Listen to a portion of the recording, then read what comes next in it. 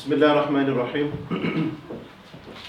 إن الحمد لله نحمده ونستعينه ونستغفره ونعوذ بالله من شرور أنفسنا ومن سيئات أعمالنا من يهد الله فلا مضل له ومن يضلل فلا هادي له وأشهد أن لا إله إلا الله وأشهد أن محمدا عبده ورسوله صلى الله عليه وسلم.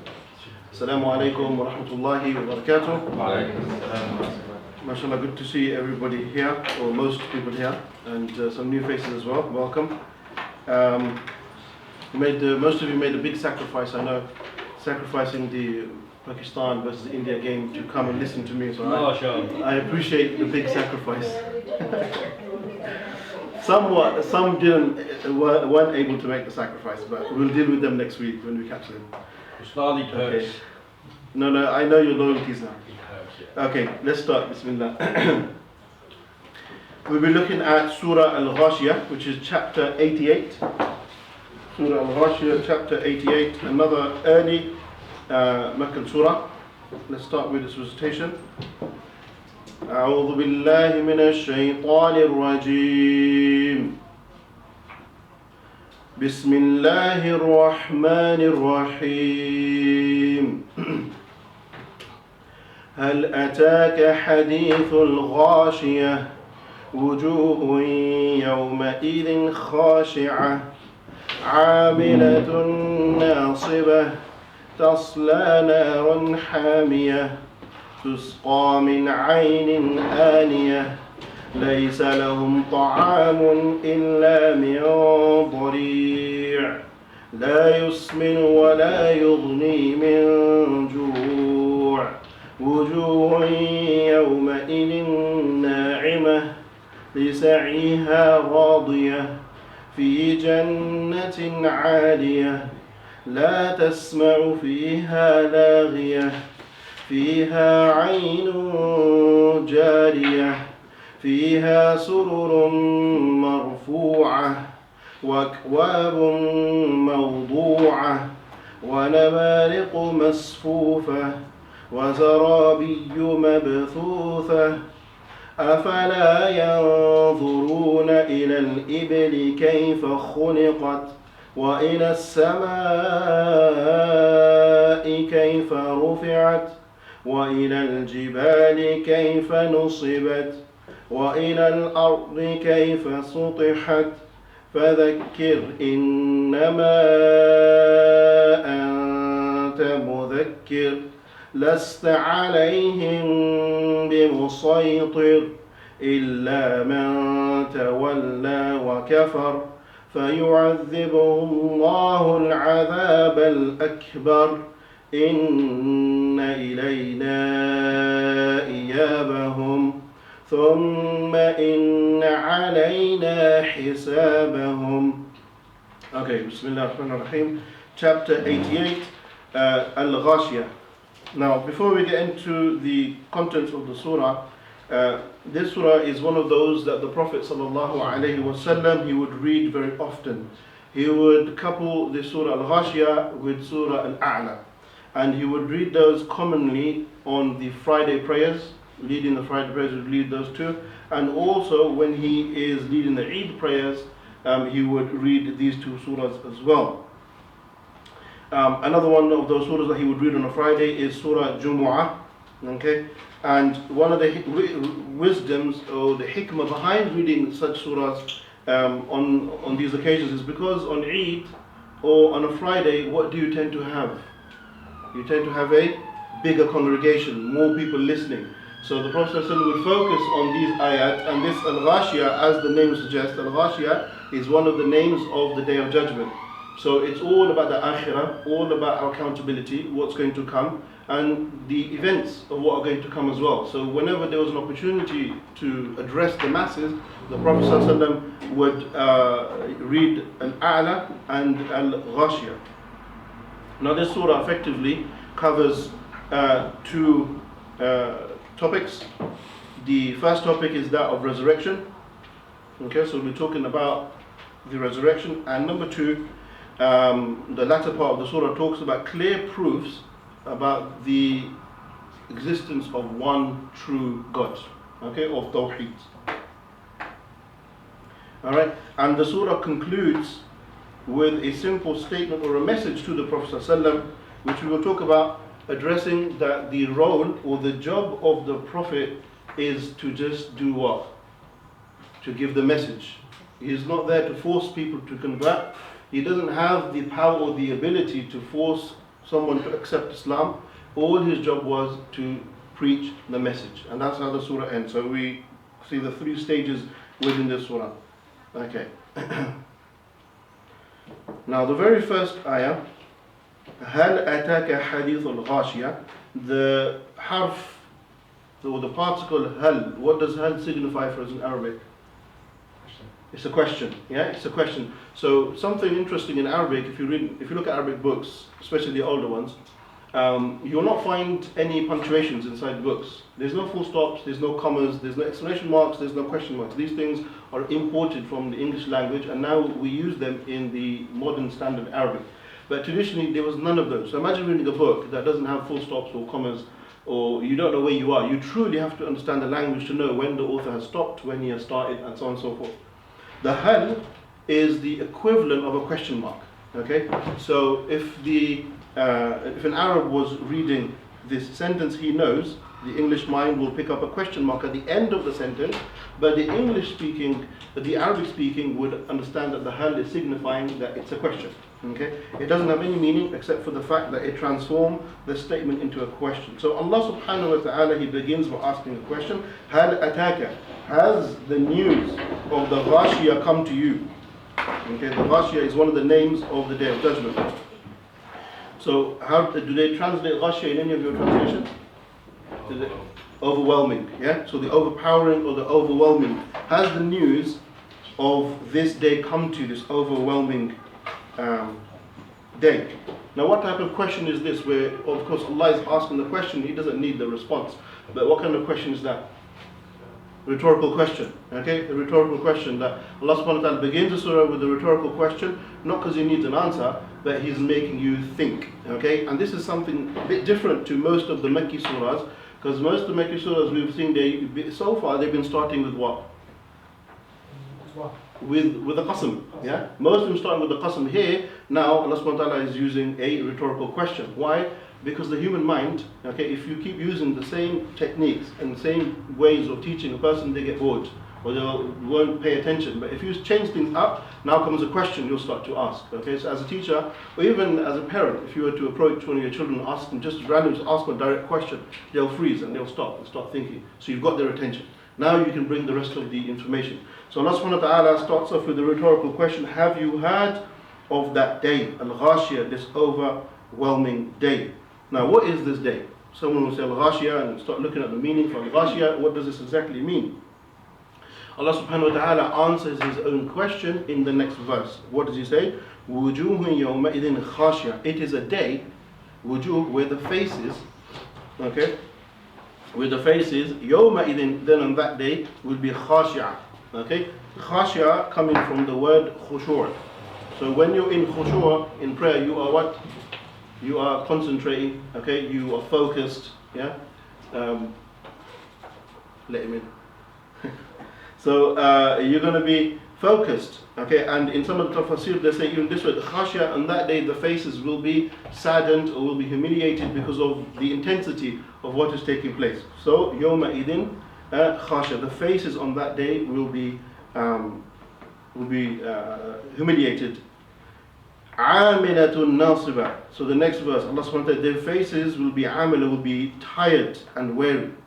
Now, the Mufassirun go into a lot of detail on this ayah. Why will their faces be looking tired? On that day, they're standing and their faces are going to be looking worn out. Because they'll be waiting a very long time. That's one of them, they say, because they up to 50,000 years, they say, Yawm al-Qiyamah is going to last. So they're very tired, their faces are very tired. Also, some of the Mufassirun, they say, because how much effort they've put into the dunya. They've been working hard in this dunya, so the face naturally, it shows it's tired. It shows what they've been doing with their life, and it'll be evident on their faces. Another one of the Tafseer brings forth a story from Umar ibn al-Khattab. It's a very interesting story. Umar ibn al-Khattab was passing by a monastery, and he saw a monk. Okay, and I don't know if anybody has ever been and seen the monastery.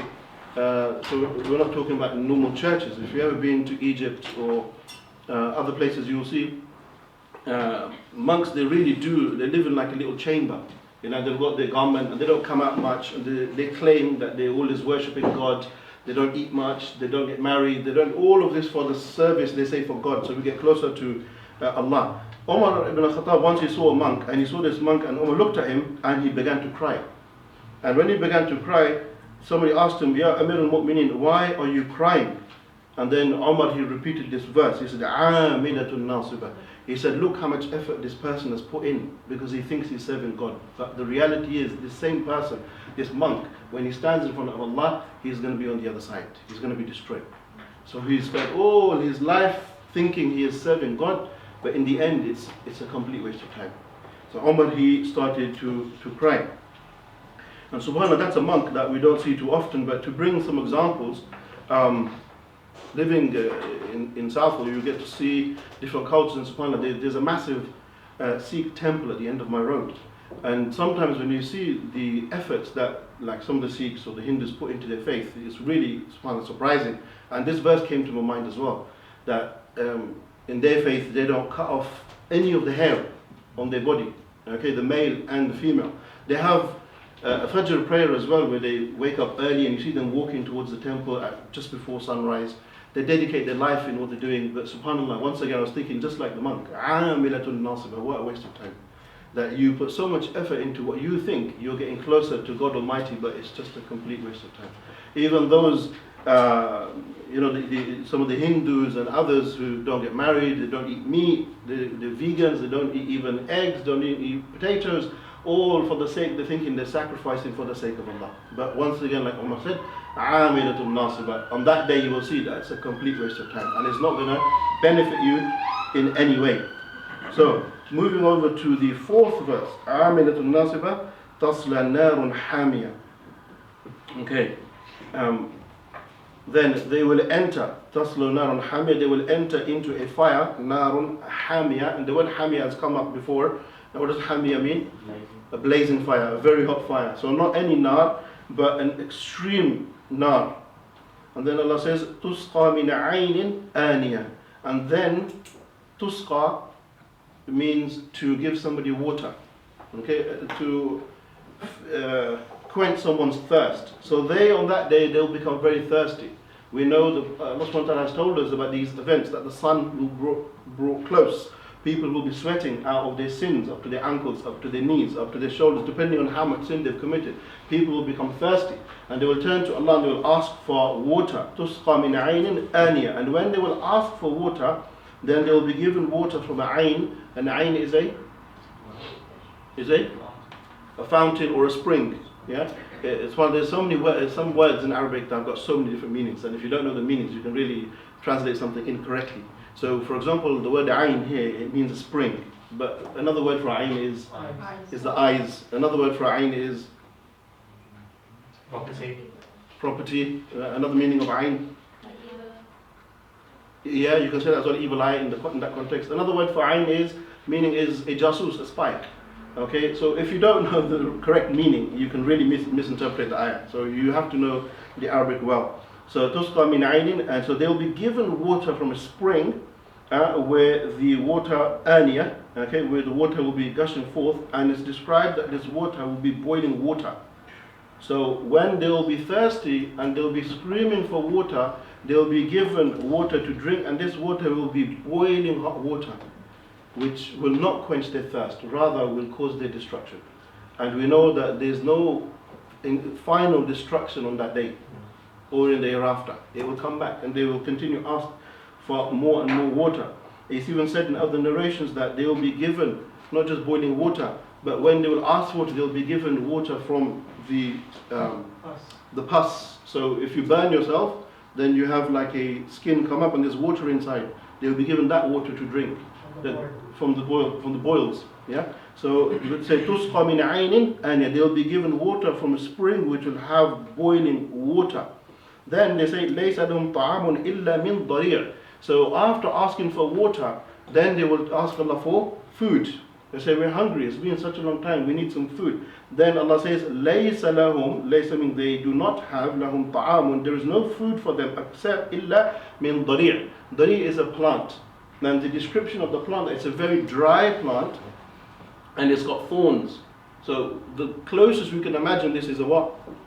Is a cactus, okay? But they say it's not a cactus, but it's similar to a cactus. So imagine that you're hungry, your throat is drying up, we just come out of Ramadan, so we know how that feels. And then when you want to eat something, you're being given a dari', the most sour, the most nastiest fruit with spikes, and that is what is your food. Okay.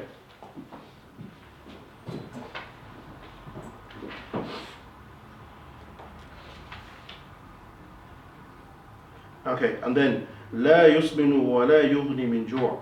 And this food and this water that's given to them, لا يسمن ولا يغني من جوع, it will not quench their thirst, nor will it satisfy their hunger. Meaning they will continually keep asking for more. And what's even more scary about this and the punishment on that day is that there is no end to it. And that's really the scary part. That if you are in trouble or a person is being punished or being tortured or going through extreme difficulties, what a person would desire or want is to just, they will hope for death. They just let it all end. But Allah subhanahu wa ta'ala said, no, there is no end. It's reoccurring. It's going to be non-stop. So there's no death when it comes to the akhirah. But then, وُجُوهٌ يَوْمَئِذٍ نَاعِمَةٌ. So now we change the story. So if you want to kind of like color code or, section out the surah, the first verses down to up to what we just read now, up to 7, is talking about the pains of that day, the suffering, okay, or the punishment of that day. Now we go to the other side. So Allah says now, وُجُوهٌ يَوْمَئِذٍ نَاعِمَةٌ. And there are another group of people whose faces, وُجُوهٌ يَوْمَئِذٍ, on that day they'll be نَاعِمَةٌ. Na'ima meaning they'll be joyful, or even the word na'im literally means, what does na'im mean? Soft. Yeah, soft. So somebody's face whose skin is soft means he hasn't tasted any hardship. Yeah, any hardship. So they say like a person who's got, I forgot the thing. They say a person who's got soft hands shows that he's never done a bit of hard work in his life. A person whose hands are a bit rough, he's been doing some hard labor. So these people, وُجُوهٌ يَوْمَئِذٍ نَاعِمَةٌ, on that day their faces will be soft, showing they have, it's been an easy ride for them. لِسَعِيهَا رَاضِيَةٌ, and they'll be glad. Okay, the word sa'i, what does sa'i mean? If you go for, it means what, sorry? Iman? Yeah, possibly. But the word sa'i, if you go to Hajj or Umrah and you're running between Safa and Marwa, this is called the sa'i, yeah, meaning the journey that you've taken, the running that you've been doing. So لِسَعِيهَا, meaning this person, he or she is looking at their life and all the efforts that they put in this world. Radiya, he or she is happy.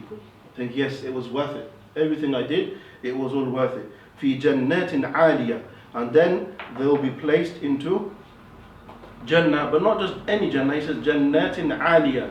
What does aliyah mean?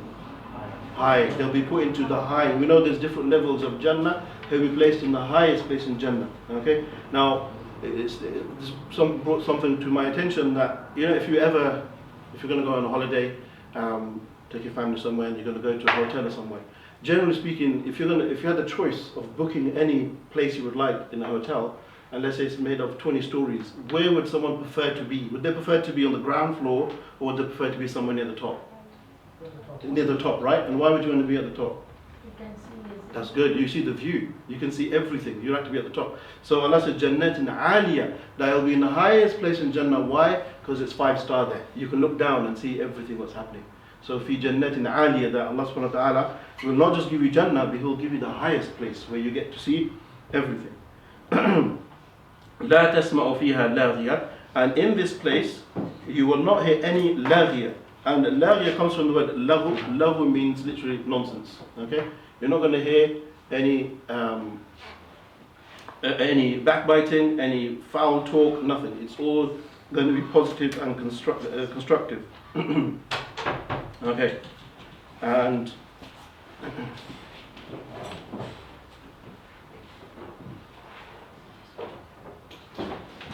okay, So that was ayah number 11.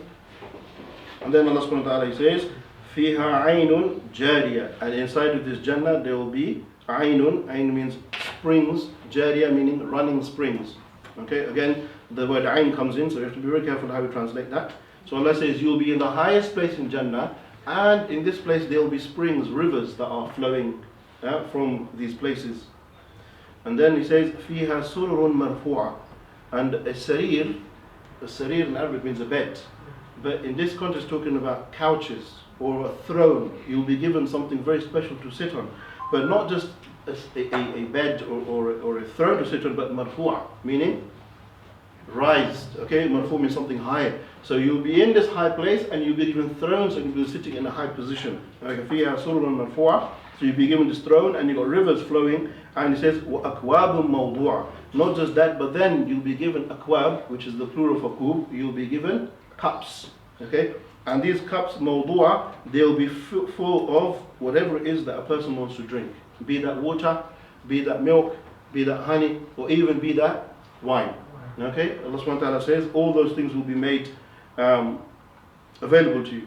And then the next verse, verse number 15, وَنَمَارِقُ مَصْفُوفَةً. And the word namariq is the plural for pillow. So you'll be given cushions of pillows, but masfufa, meaning laid out for you. Okay? So if you were to visualize what's happening, you can imagine yourself being treated as royal. Okay? Like in a castle. Yeah? You've got cushions, you've got cups, you've got thrones. That's how each individual is going to be rewarded. وَزَرَابِيُّ مَبْثُوثًا. And then the zarabiyu is talking about the carpets, that there will be carpets spread out for you. Okay, Ibn Abbas, he translates this as carpets. So you've got cushions laid out for you, you've got carpets all laid out for you as well. Okay. Now, this is the second theme inside the surah. So this is ayah number 16. So if I'm correct, so from 8 to 16 was theme number 2. So from ayah number 1 to 7 was talking about the punishment and the wrongdoers, and then from 8 to 16. 8 to 16 is about the reward of the good doers. Now comes the change in topic. Okay, the change in topic is this, and subhanAllah, it's amazing how Allah compiled the Quran, put forward the Quran. Okay, in the sense that first, all those things we've spoken about now, somebody who doesn't believe in Allah will be listening and thinking, what are these guys talking about? Cushions and carpets and thrones. It doesn't make any sense. How is this going to happen? They're not convinced. Intellectually, it doesn't catch me. I don't believe what you're saying. You're just trying to scare me, And they will come out with some rational argument. Allah subhanahu wa ta'ala knows that. So what does He do now? Now He says, okay, those of you who think or possibly deny what we've just read, okay, pay attention now. So what does He say? He says, أَفَلَا يَنْظُرُونَ إِلَى الْإِبِلِ كَيْفَ خُلِقَتْ. Do you not, afala, do you not, yanzuru, do you not, it literally means to see, but it means do you not contemplate, ila al-ibli, ibli is a camel, kayfa khuliqat. Do you not look at the camel and how it was created? And subhanAllah, I recommend everyone when you go home to watch a little documentary or just Google the miracles of a camel. And I was watching it last night, and subhanAllah, absolutely amazing. The camel is the only animal that can really make long distant journeys across the desert in such heat. No other animal can do that. No donkey, not a horse, nothing. And the miracle of the camel, the hump that it has, many people think there's water inside, but it's not actually water, it's fat. Yeah? And it said that camels can store up to 40 kilos of fat in their hump. And as they journey across the desert or wherever they're doing, when the metabolism of the body requires energy, it takes that percentage of fat, uses it, and leaves the rest. So as it's traveling across the desert, it slowly uses up, almost like a car and the petrol. It just uses up that fat, uses up the energy, and it passes through the desert, subhanAllah. So that's one of its miracles about how it stores food. Another thing about the camel, subhanAllah, if you've seen the camel, you've seen its eyelids. Okay, it's got some very beautiful eyelids and eyelashes. And they said that the camel, when it's in the desert and there's a sandstorm, what does it do? How does it protect his eyes? So he closes his eyes. He closes eyelids, not his eyes, he closes eyelids. But he still knows where he's going. How? Because they say for the camel, the eyelid is transparent. Even when his eyelid is closed, he can see where he's going. Subhanallah. Allah subhanahu wa ta'ala created the camel in such a way.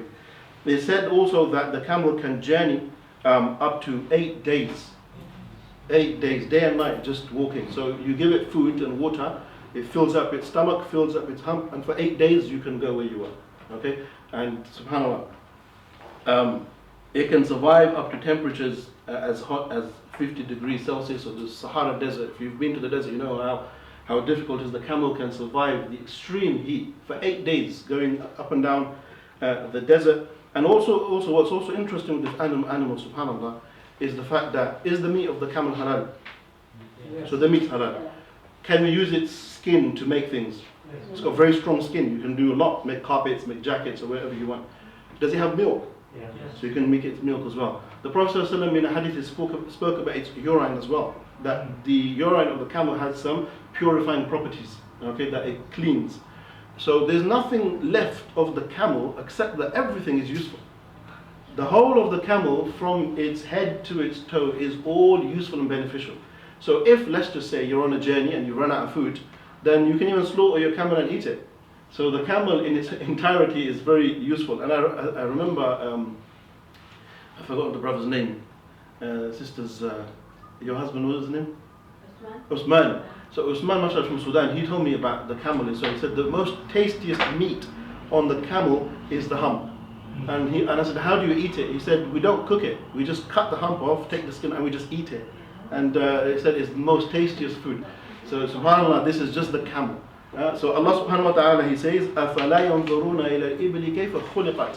You don't believe me about what I've just told you about the punishment and the reward. Okay, just have a look at the camel. I created the camel and I was able to do that. Do you not think I can do what I've just mentioned to you previously?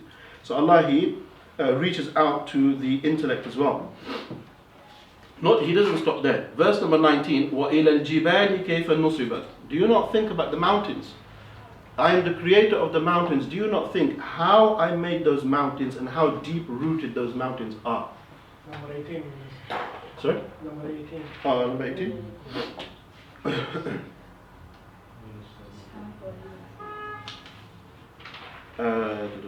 وإلى السماء كيف Okay, وَإِلَى السَّمَاءِ كَيْفَ رُفِعَتْ. Okay, so the next thing, so Allah subhanahu wa ta'ala, he brings us to the creation of the camel, and then He takes our attention to the sama. And He said, إِلَى السَّمَاءِ كَيْفَ رُفِعَتْ, how the sky is raised. Now the sky for us is a canopy, it's a roof, right? Is there any roof in the world that you know that doesn't stand on pillars? This roof is there because there's pillars holding up this sky, but this roof. But the sky that Allah has created, is there a physical pillar that's holding it up?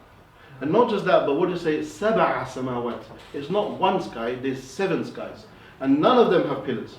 So Allah is saying, look how that functions as well. Okay, that Allah subhanahu wa ta'ala is the creator of these skies and they are standing.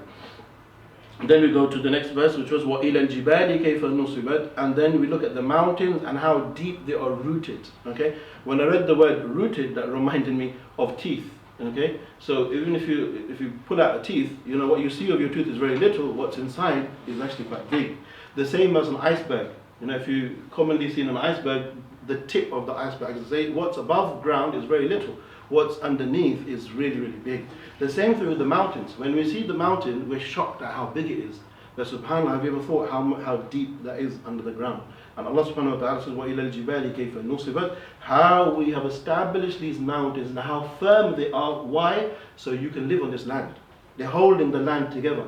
So He says, وَإِلَى الْجِبَالِ كَيْفَ نُصِبَتْ. And not just that, but the Mufassirun even go further and say it's within these mountains that you find minerals and diamonds and gold and various other things. So they're not just there holding up the land, but they also have various other benefits as well.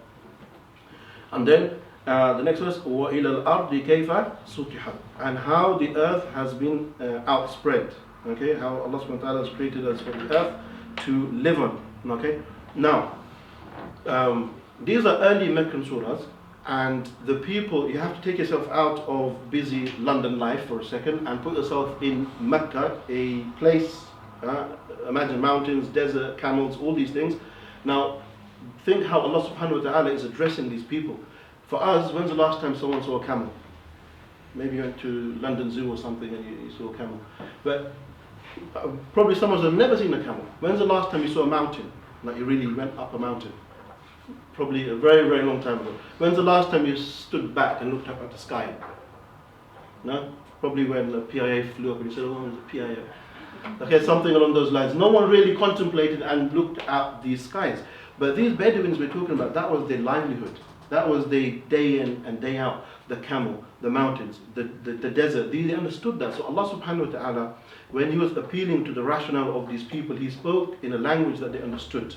So what we can learn from that as well is that when you're giving da'wah or when you're speaking, you also should use examples that people understand. Okay, so I can give a talk and start talking about camels and donkeys and horses. That's good, people will get it. But if I change that up a little bit and start talking about cars and houses and designer clothes, would that be more appealing? That would be more appealing. Yeah. So here we can also use the wisdom that Allah subhanahu wa ta'ala, He spoke to the people in what they understood, and when you're preaching, you also use things that people understand as well. So you get to their mind, you get to your objective.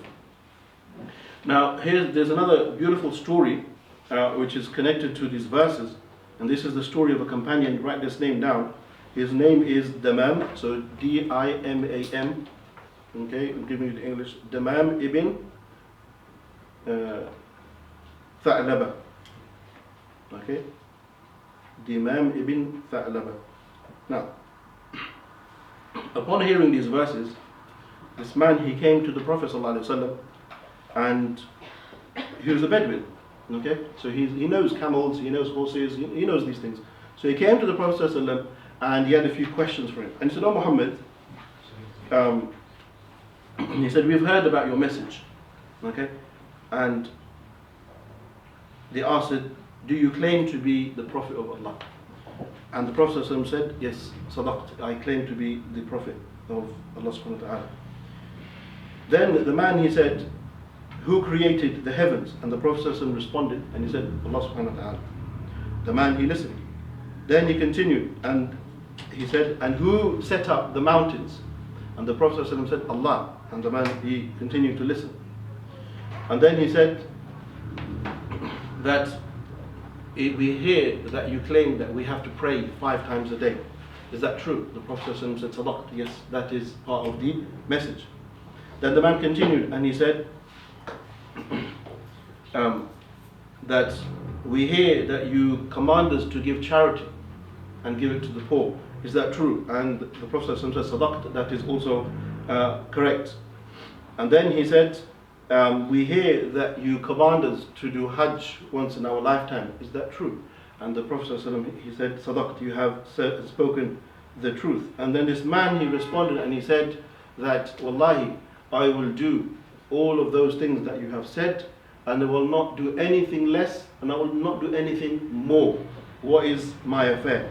The Prophet ﷺ, he said, "In sadaqa la yadkhulanna al-jannah." If the man sadaq, if he was truthful to these words, he would enter into Jannah. He said, "That's all I'm going to do. I'm going to believe in Allah, I'm going to believe in the Prophet, I'm going to do my 5 prayers, and I'm going to do the Hajj, and I'm going to give the sadaqah or the zakat that you oblige me to. I'm not going to do anything more, I'm not going to do anything less. That's what I'm going to do. What's my affair?" The Prophet ﷺ said, "If you are truthful to that, you will enter Jannah." Is that a difficult religion? Huh? No one's saying that you can't ever cut your hair. No one's saying that you can't eat eggs or potatoes. SubhanAllah, it's the most easiest way, and in return, what do you get? Fi jannatin aliyah. You get the highest place in Jannah. SubhanAllah, what a deal. What a bargain. So this is the affairs. At the same time, we have to also make note that even though this was the affair of the believer, that this is the lowest expectations. That a Muslim, even though we've heard the story, should not try to emulate that man in the sense that that's all he's going to do. Why? Because it's a little bit dangerous as well. So if you miss up your prayers, then you're going to be in a very dangerous place. If you miss your Hajj, you're right on the edge, basically. So a Muslim should aim high. Even though that's what the man said, and hopefully he's going to do that and enter Jannah, but we should aim a lot higher than that. Okay, so that is basically setting the standard for the bare minimum. But as people, we should try to aim high. Because the Prophet ﷺ has told us the rewards for so many different things. Praying in the front line, praying in the masjid, giving extra sadaqah, looking after the orphans, so many things. We should try to do all of those things. But the statement of that man was just the bare minimum of the surah. And here we come to the theme about the Prophet ﷺ. And Allah addresses the Prophet ﷺ and He says, فَذَكِّرْ إِنَّمَا أَنْتَ مُذَكِّرْ لَسْتَ عَلَيْهِمْ بِمُصَيْتِرٍ. So Allah orders the Prophet and said, Dhakkir. Dhakkir means what? Remind. He didn't say force them to become Muslim. He didn't say oblige them. He said, Dhakkir, remind them. Okay, just remind them. Innama, verily, innama is uslub al-hasr. Arabic students, confining the message to what? Innama anta mudhakkir. You are only a reminder. That is your job. You are a reminder. Okay? In another verse in the Quran, Allah subhanahu wa ta'ala says, فَإِنَّمَا عَلَيْكَ الْبَلَاغِ وَعَلَيْنَا الْحِسَابِ. That, oh Rasulullah, upon you is the balagh, you give the message, and upon us is the hisab, is the accountability, not you. Meaning what? We don't go around judging people, we don't go around putting people in paradise or in hell, but we just give them the message and we remind them of what is their duties. لَسْتَ عَلَيْهِمْ بِمُصَيْتِرٍ. You are not a dictator over them. Musaytir means one who imposes himself or takes the responsibility of people's affairs. Musaytir, you are not a dictator over them. Okay? So that confines the risala or the message of the Prophet ﷺ. Now if we continue, لَسْتَ عَلَيْهِمْ بِمُصَيْتِرٍ إِلَّا مَنْ تَوَلَّى وَكَفَرَ. Here Allah says, except for or save man tawalla wa kafar, the one who tawalla means turns his back. Wa kafar, we talked about the word kafar before. Kafar has many meanings. From amongst them is what? The obvious one? Disbelief. Yeah, so kafir, disbelief. Another word is being ungrateful. Good. Yeah, so you can do kufr of iman, disbelief, or kufr of ni'mah, where you can be ungrateful to the blessings Allah has given. They have two meanings. So here, this is talking about both meanings. Illa man tawalla, the one who turns his back, and also the one who disbelieves with his heart or with his tongue. Okay. And then those who turn their backs, those who disbelieve, فَيُعَذِّبُهُ اللَّهُ الْعَذَابَ الْأَكْبَرِ. Verily Allah will then punish those who turn around or disbelieve in al-adhab, a punishment al-akbar, the most or the biggest of punishments. And one would think, why does Allah make mention of adhab al-akbar, the biggest of punishments? Why? Because if you think about all the punishments in this world, whatever form of punishment you can think of, Allah says it's nothing compared to what is going to come. What is going to come is al-akbar, the biggest and the most severest form of punishment. Inna ilayna iyabahum. Verily to us is your iyab, meaning your return. The word iyab, it comes from awaba, which means to return, and similar to like tawbah.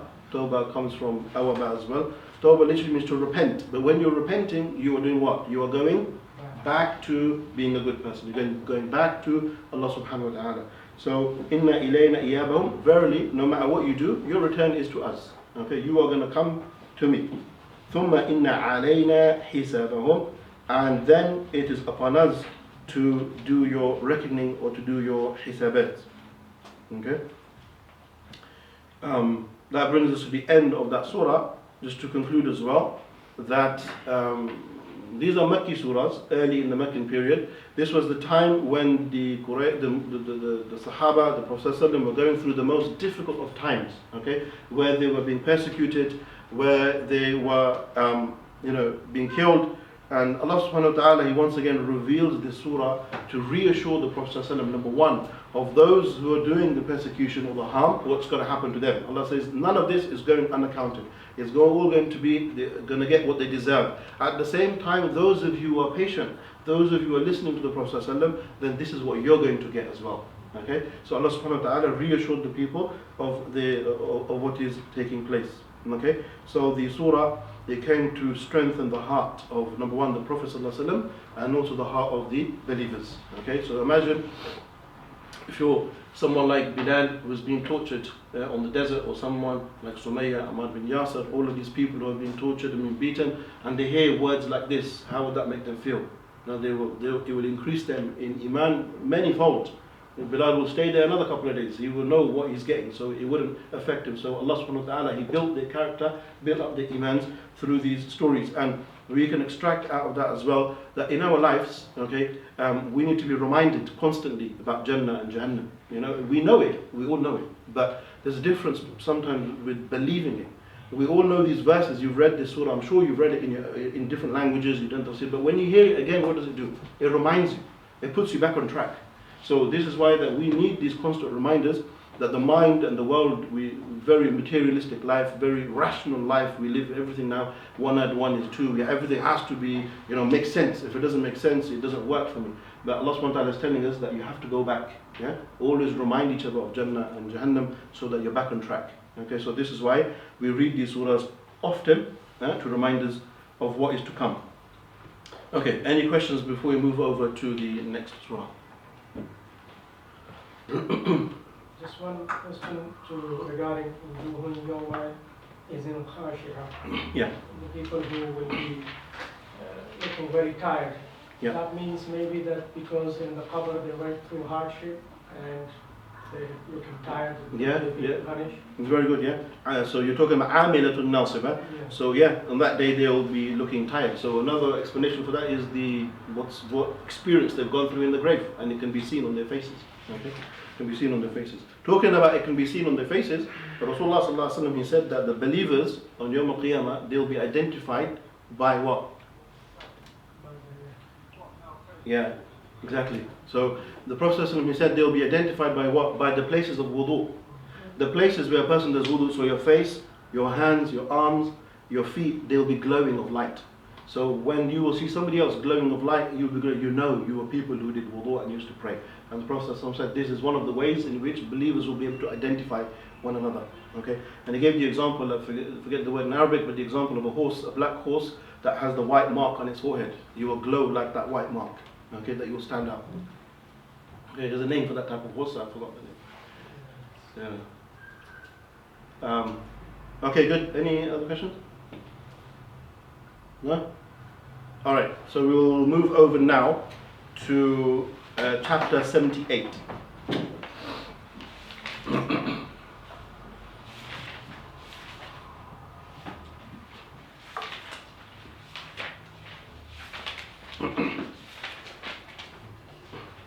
So 78 is the very first surah in Judgement, which is An-Naba. Okay, so subhanAllah, I think probably not next week or the week after, we may finish Judgement, subhanAllah. So that's a huge achievement, subhanAllah. And then I think I might give you an exam. And then no one's going to come. Okay, so Surah An-Naba. The word Naba, let's start off with that. It means news or information. Okay? It means news or information.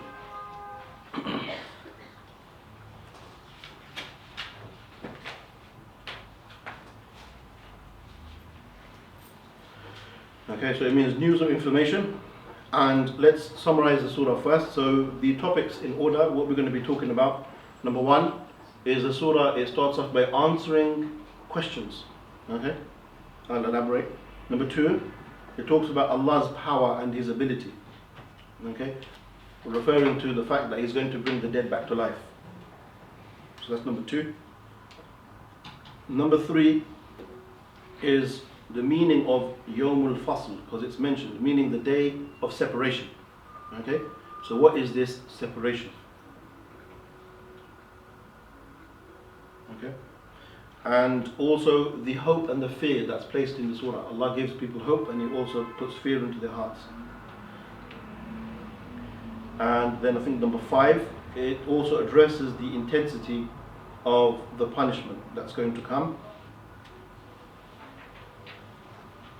And I think this is number six, it talks about the two paths. Okay, the two paths open. And finally, it concludes by answering some questions about resurrection.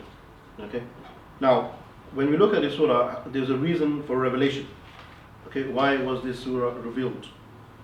Imagine yourself early in Mecca. The Prophet ﷺ is talking about all these things that we just talked about now. The mountains, talking about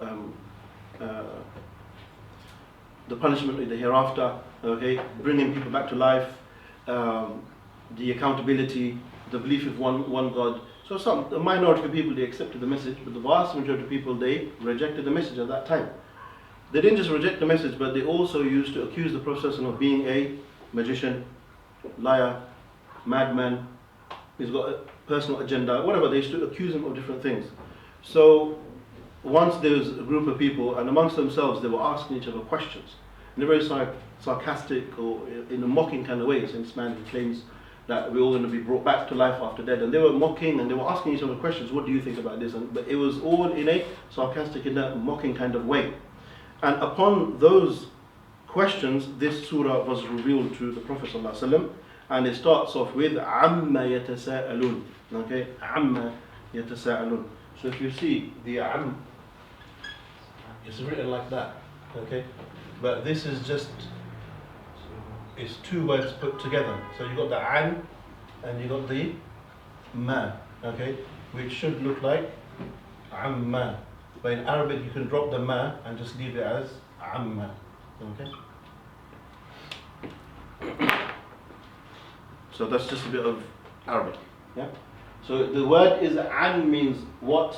So this is what, and this means about. But when you say the two together, it sounds like amma. So the Arabs, they don't like to have long, messy writing for no purpose. So they put them together, and it becomes amma with the alif. And there's no need for the alif as well. You just say amma. So that long statement just becomes amma. Okay. How and why? That's a different lesson, but that's what it means. Okay. So it starts off with amma. Upon what? Yatasa'alun. What are they asking one another? Okay, so Allah subhanahu wa ta'ala is addressing these questions that the Quraysh were making, the mockery that they were making, and Allah subhanahu wa ta'ala addresses that. Amma yatasa'alun. And then Allah answers that question. Yes, what they're mocking, what they're denying, what they're making fun of is what? عن النبأ العظيم. On An-Naba, the news, which is Azim, which is the big news. Now the word Naba means information or news, but who knows another word for, Arabic word for news? Khabar. That's more often, that's more common, right? Khabar. Even in Urdu I think we say khabar as well, yeah?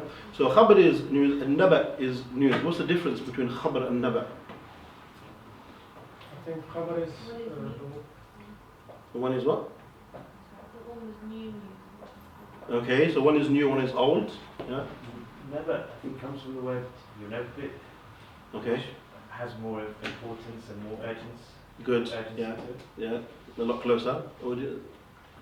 Okay. So they both mean news, but the word khabar, it means any kind of news. It doesn't have to be significant. Okay. So I can say, oh, it's raining. Okay. Or I can say Pakistan lost. Okay. So in khabar, yeah, that might be significant for some, but it's just news. Naba, warning, yeah, Naba is like a warning. So Naba is something much more serious, a news which has consequences to it. So news, for example, I'd say, Allah protect all of us, but I say, there's a fire, people, let's go. So if I give you that Naba, what are you going to do with that information? You're going to act. Good, yeah? But if I say to you that Boris Johnson is your new Prime Minister, are you going to do anything? Crying, yeah? Apart from crying, are you going to do anything? Nothing. It's just khabar, it's just news. So Naba is information which is very important and necessitates action. So here, amma yatasa'alun, and what is it that they ask? And in Nabi al-Azim, upon this huge information that requires action, but he doesn't just stop at Naba, he says Azim, that it's even more important, subhanAllah. That's how the surah starts. You know, one of the things that inshallah, hopefully in the future, if Allah gives me tawfiq, is to write a book, but there might even be one already, how Allah subhanahu wa ta'ala draws our attention to things in such amazing ways. Rhetorical questions, qasams, look at the language, how it was naba and not khabar, so many different ways. Allah subhanahu wa ta'ala, He grabs the person's mind and makes it focus. And the timing is so important. So if I want to give you some news, if I want to tell you, let's say for example, somebody has passed away, okay? Now, if you want to inform someone of someone they love and that person's passed, you're not going to walk up to them and say, oh, someone's passed away. That's not the way to give the news. So you're going to prepare them first, right? Just start off conversation, get their attention, make them ready, and then give them the news. Allah subhanahu wa ta'ala, how He starts off the information that's coming, all of you have to be paying attention 100%. So the ways in which He does that, teaching techniques I would call it, the way He does that is amazing. And in this one He starts off with saying, Amma yatasa'alun. These people, they were secretly asking questions and mocking the deen. Allah comes with the ayah saying, Amma yatasa'alun. That I know what you are talking about, and I'm going to now answer those questions. So straight away, the listeners were just shocked. So what's he going to say now? So he's got their full, undivided attention, ready to teach them. So what does he say? And in Naba al-Azim, it is this great, amazing news which you deny.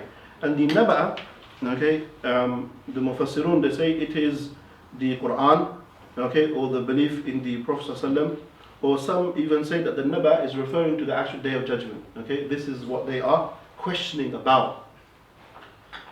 And then, الَّذِي هُمْ فِيهِ مُخْتَلِفُونَ. This news, الَّذِي, which they are, هُمْ فِيهِ مُخْتَلِفُونَ, they are divided on this news. So, what does it mean? Do they deny it? Maybe. Do they accept it? Maybe. It means even they themselves don't have an answer to the question. Hum mukhtalifun. Some of them may have a little bit of belief, don't have a belief. They're confused. They don't really understand what is happening. They are divided amongst themselves about, are they going to be resurrected? Is there an afterlife? They have these questions. It's very common, if you ever got into a discussion or a debate with an atheist, they will say to you the same thing. They will say to you, look, we don't deny God, or we don't deny His existence. We just say there's a lack of evidence to show us that there is a God, which means they don't deny it, which means the sincere ones, which means there is still room for them to be convinced. Yeah. So they themselves are mukhtalifun. They are not convinced of their false ideology. They are themselves in what they believe on the edge. Yeah. So Allah subhanahu wa ta'ala is saying, "Alladhi hum fihi mukhtalifun." It is that matter which even you don't know what you are talking about. We've taken the word kalla before. What does kalla mean? Yeah, so kalla is a strong way of saying no, okay? Never, or nay, as they may translate it in some of the books. Yeah, nay, saya'lamun. Ya alima comes from the word ilm, saya'lamun, that they will come to know. Okay, then thumma kalla saya'lamun. The sentence is repeated. Repetition in the Quran has many reasons. In this case, the repetition is for what reason? Emphasis. Yeah, tawqeed. Yeah, in this case, it's emphasis. Also, what tense is saya'lamun? Future tense. Okay, in languages, all languages, you got past, present, and future. Yeah, so this is saya'lamun. This is the future. So Arabic students, there are two ways of putting a verb into the future. What are the two ways? One is in front of you with seen, and the other one is sofa. What's the difference between sa and sofa? Good, yeah, the distance. So sofa is more further in the future, and sa is in the future but not too far away. Yeah. So Allah is saying, "Kalla sayalamun," meaning you will know what, a long time away or very close by. You will find out. Close. That it's in the future, but it's not that far in the future. Okay, it's very close. Kalla sayalamun, thumma kalla sayalamun. That it is coming. So prepare for it. Then, if we move on. The first 5 ayats were talking about the discussion that was taking place between the Bedouins or between the disbelievers about the news, okay, that they were mocking the message, and then Allah subhanahu wa ta'ala responded to their mockery, okay. And then if we continue, the verse number 6 onwards, Allah subhanahu wa ta'ala now talks about His power and His ability, okay, and He says, "Alam naj'al al-ardha mihada." So very similar to the previous surah. Allah says, did we not make the earth al-ard mihada? Mihad is like a bed, okay, meaning a resting place for you to walk on, to do your work, to live upon. Did we not make this wal jibala awtada? And we made the mountains awtad. What's awtad? Like nails. Nails or pegs. Yeah. So something firm in the ground. These mountains are firmly fixed inside the ground. Very similar to the previous surah, right? So these mountains are fixed. Wa khalaqnakum azwaja. Okay, and I'm going to probably conclude on this ayah. We'll continue next week. وَخَلَقْنَاكُمْ. What does khalaqa mean? Create. To create. And it's khalaqna. We created you, all of you, azwaja. What does azwaj mean? In pairs. Yeah, pairs meaning male and female. Okay, so how many genders are there in Islam? 2. Is there anything in between? Can one gender become another gender? No. Can you do some kind of surgical operation and change your gender? No. Yeah, all of that is just superficial things that you're doing to the external part of your body, which has no impact. Allah subhanahu wa ta'ala says, azwaja. He has created you male and female. There is nothing in between, there is nothing after, and there is nothing before. All of that is just trickery from the shaitan.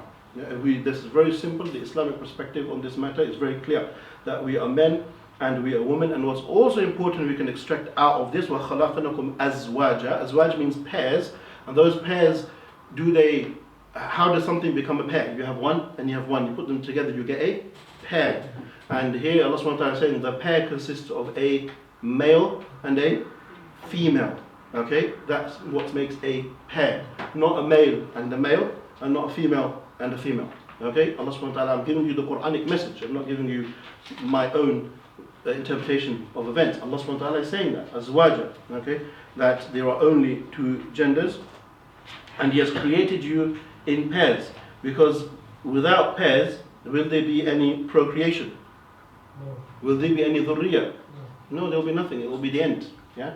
So even those who claim this level of freedom or whatever it is that they want to claim, if let's say everybody did become like all men started to live with men and all women started to live with women, how many years of earth will we have left? Not much. Yeah. So procreation is one of the reasons or the purposes of the Sharia of Islam. Okay. In one hadith, the Prophet ﷺ, he actually made it mention. He said, "Takatharu fil awlad." He said, "Have many children." Okay. And this is from the teach the Prophet that have many children, because on that day, on the day of judgment, the prophets will compete who has the biggest followers. Okay. So one of the objectives of the azwaj is children, is durriya. Okay. And the Prophet said, "Takatharu."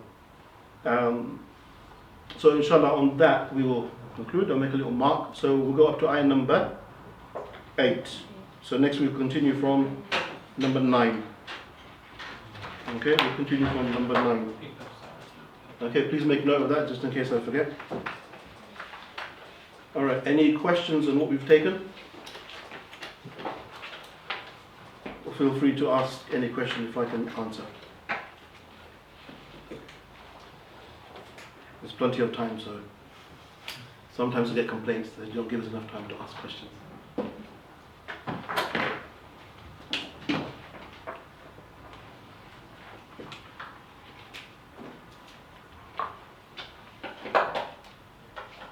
MashaAllah, very quiet group today.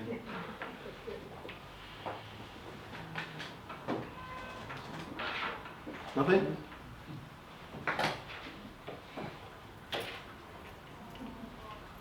Yeah. Just to break the silence. Good. Why does Allah subhanahu wa ta'ala keep mentioning as we created? Good question, mashallah, yeah.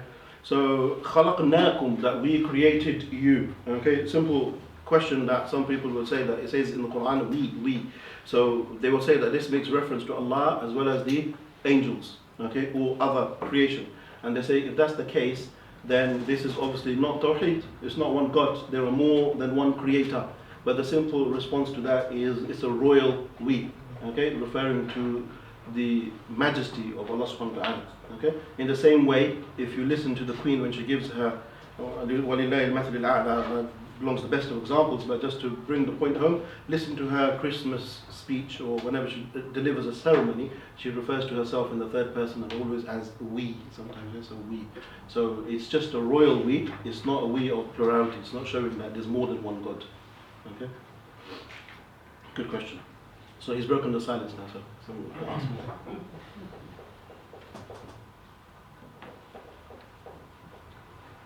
Yeah, good. What was your fourth point? I think I didn't catch it. For which? Was Surah An-Naba? An-Naba, yeah. Okay, the first one was answering these questions which we dealt with, and the second one was showing Allah's power and His ability to bring people back from the dead, which we were addressing, and then the discussion about Yawm al-Fasl. What is the Yawm al-Fasl, the day of separation?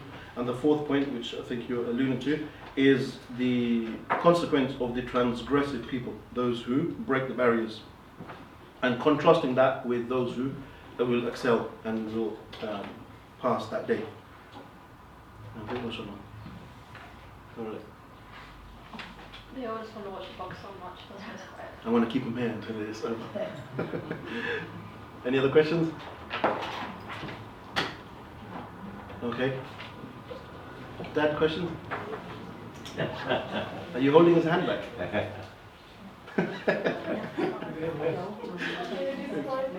He's not asking questions. Okay, ladies, any questions? If you're writing down these points in the whiteboard, Yeah. this is good for the newcomers and young students. Yeah, this it's a good point. They're Inshallah, writing down. Yeah, the reason why I'm not writing everything down now because it slows things down and then people will make notes of certain. But I do agree. Inshallah, we have. Yeah, we have the next stage in our progress or development with all of your help and support. You got us this far, so inshallah we're going to continue. Is to get an interactive whiteboard, okay, which will be connected up to a projector, and then all the ayats will be thrown up on the board. And hopefully I have an interactive pen where I can make notes, and then we can take pictures and compile them into a presentation. So hopefully we'll get that done before we finish Juz Amma. So when we go into Al-Baqarah, we will have everything in order.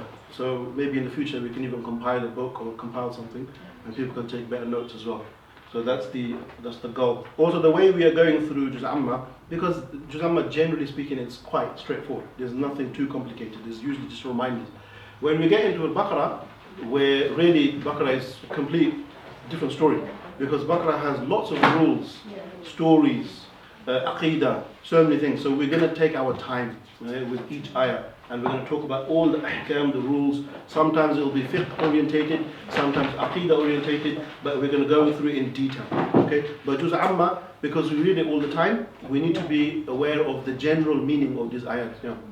Just have a question. How was the Quran put together in terms of the order of the surahs? And because I've heard that Surah Al-Baqarah was not an entire surah, as in like one block of surah. Okay, good question. We'll address that in detail when we get to Al-Baqarah. But generally speaking, that the verses, the order of the Quran is not the order in which the Quran was revealed. The Quran was revealed in parts, according to events, questions, and so on and so forth, over a period of 23 years. But when the Prophet ﷺ, in the month of Ramadan, when he used to revise the Quran with Jibreel alayhi salam, Jibreel alayhi salam used to revise the Quran with him in that manner. He used to tell him the tartib, the order of the Quran. Then he used to educate the Sahaba about the order of how the Quran is to be put, and hence we have it with us today. So the surahs, they came down at different times. Some surahs came down as one whole go, and some came in parts. You know what's amazing and shows us further proof that this Quran is not man-made is that different verses from different surahs were coming down at the same time. So if you imagine the surahs as independent books, so imagine Baqarah as a book, and Imran as a book, and Nisa as a book. Now imagine you've got like, let's say 12 books in front of you. The author is writing 12 books at the same time, on different topics, answering different questions. So in the morning you might have a verse talking about marriage. Where does that go? Put that in Baqarah. Then later on you have a verse about inheritance. Where does that go? In that chapter. So the author is writing a number of books at the same time on different topics.